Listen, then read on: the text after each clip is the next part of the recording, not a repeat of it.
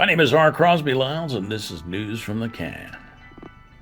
Had to do this on my phone today because the computer is jacking up. Yeah, they don't really want me on the fucking air right now.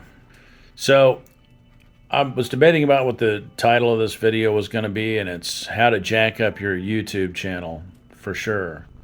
And I've been trying to figure out what is it exactly that the quote-unquote they don't want out there.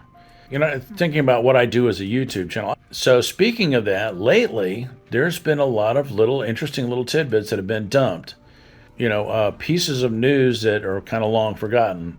In particular, the 5 guys that were arrested during the 9/11 disaster. With they were arrested standing on top of a box truck watching the fucking buildings burn.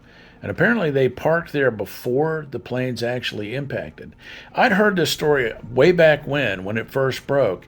And I thought, well, and they ended up being Israeli intelligence people and stuff. And I'm like, wow, that's really fascinating. And I'd also heard a story, but it was never really well published. And not really, there were things about it that made me sort of dismiss it. I dismissed it. That the Israelis that worked at the World Trade Center stayed home that day.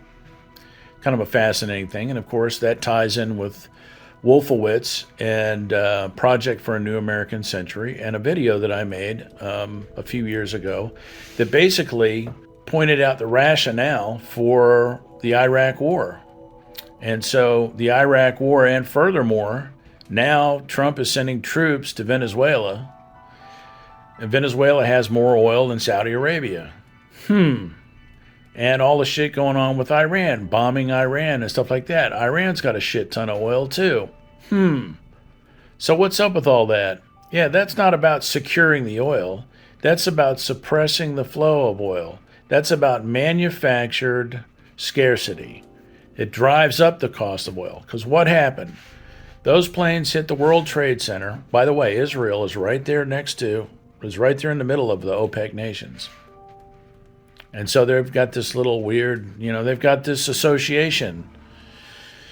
They're butthole buddies. It's weird. It's the strangest thing in the world. Israel is butthole buddies with with Saudi Arabia and the United Arab Emirates and I guess more or less Qatar and all that, right? But yes and no, they're like frenemies or something. But they have an association. A mutually beneficial association. Well, this is what happened. Planes hit the fucking tower. W and all those cats, the Project for a New American Century, they instigate a war against Iraq. What's going on with Iraq? And everybody, so the narrative has been forever that, Saddam was going to go off of the dollar, was going to stop using petrodollars. It was going to move to using euros or something, and so they had to take him out because of that. That's not why they took him out. That's not why they invaded Iraq. They invaded Iraq because Iraq was selling oil under the table and driving down the base price of oil. The base price of oil in 2002 was $17 a barrel. Let me say that again. The base price of oil in 2002 was $17 a barrel. You can't make money fracking. The oil services company like Halliburton, Dick Cheney was the CEO of Halliburton, now the vice president back then.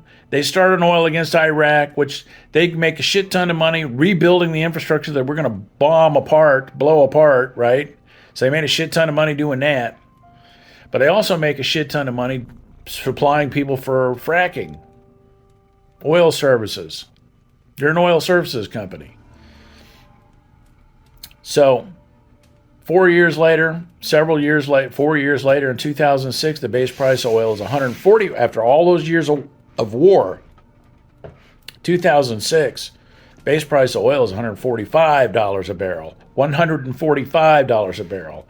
And at the same time, news breaks that ExxonMobil and Chevron are making record profits at record margins.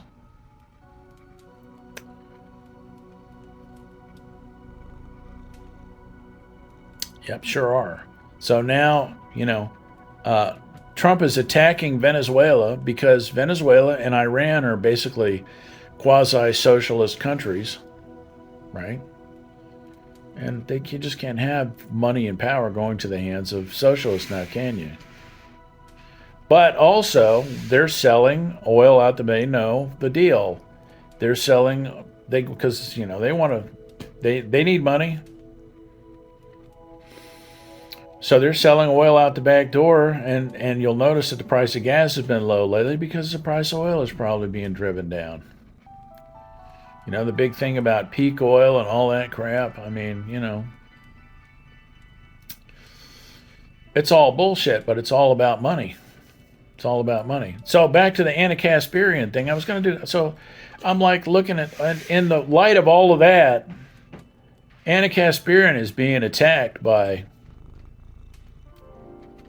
Netanyahu's son, Benjamin Netanyahu's kid and stuff, and by the Israelis and stuff, and they want to demonetize her, and they're making verbal threats and all that kind of stuff, and I'm like, well, that really doesn't make any sense from a PR standpoint.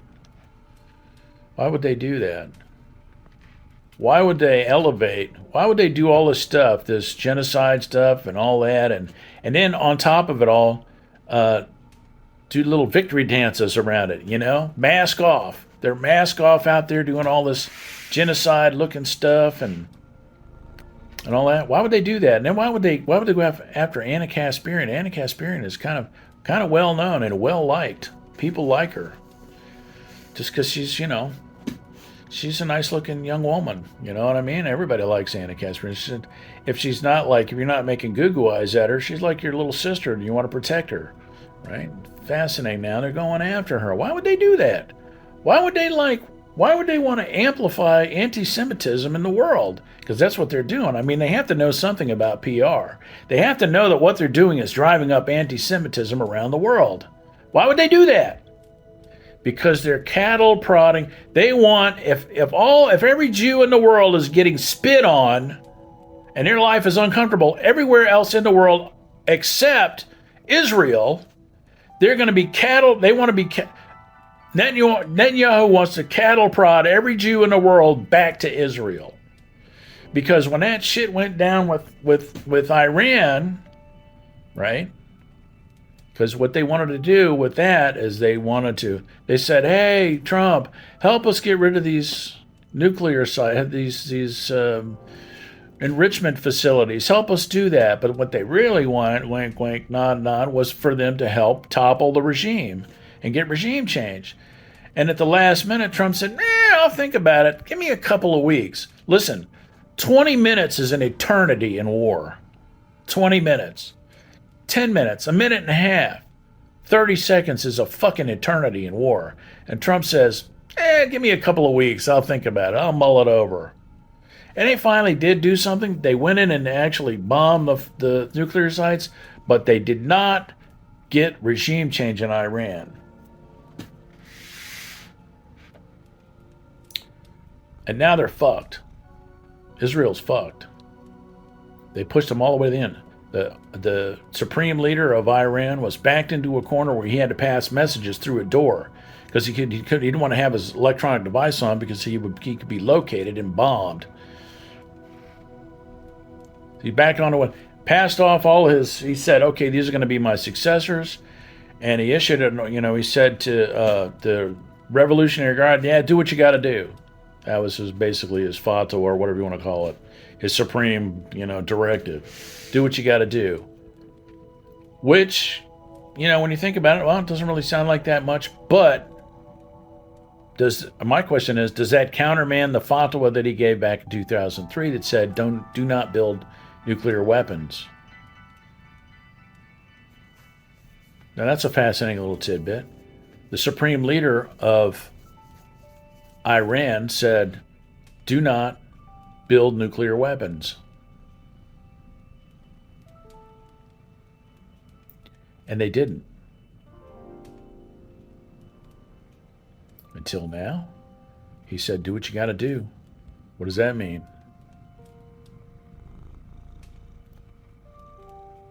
So there's a bunch of Israelis see what's going on. They're like, fuck, we're going to get vaporized. We need to get the fuck out of here. So they left.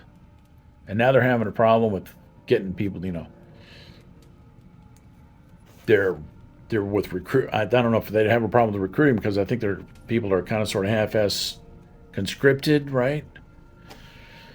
They're going to have a shortfall with with soldiers and staff and all that stuff.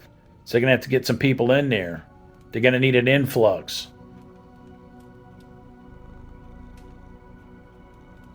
So, guess what? Every Jew in the world is going to have to suffer until their numbers come back up, I guess, because that's what it looks like what they're doing. Because why else would they do it? Why would they want to gin up anti-Semitism? Why would Jews in Israel want to gin up? And that's Netanyahu doing that stuff. Who's really okay with this? I don't know. But you know what? It's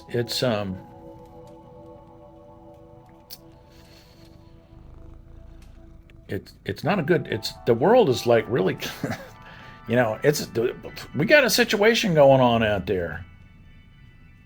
Anyway, don't be scared. Be prepared. And Anna Kasparian, Godspeed. I hope she's got decent security. That's the thing. If you got a YouTube channel, you really got to have some security. I'm here to tell you. So, God bless. God bless all y'all out there. No, it's a shit sandwich. These games are just bad for everybody. It's not about, having a side or an ideology. Ideology is